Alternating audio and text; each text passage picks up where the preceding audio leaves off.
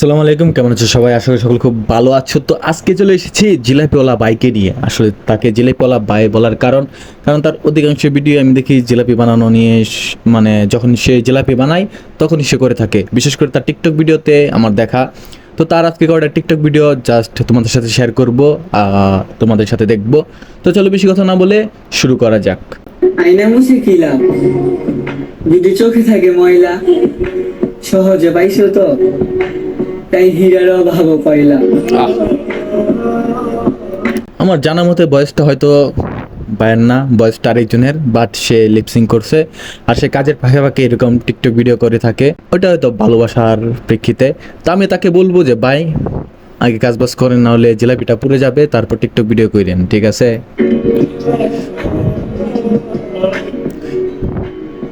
কি উপমা দিব তোমায়, আগুন নাকি পুরি? তোমায় ধরতে গিয়ে আহত হই, আর ভুলতে গিয়ে মরি।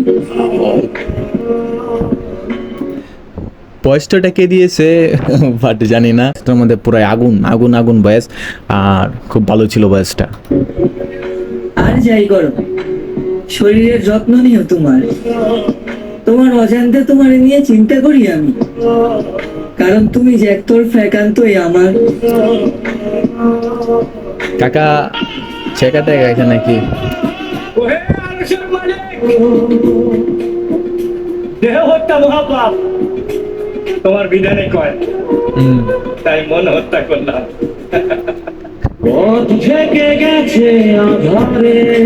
ভাই, এইসব ভিডিও কইরা খুব ইমোশনাল বানাই দিলেন, বাট আপনাদের ইমোশন দেখা আমার কেন যেন হাসি পাইতেছে। যাই হোক ভাই, টিকটক ভালো হয়, তবে এগুলা পুইরেন না আবার। সূর্য হারালো আধারে।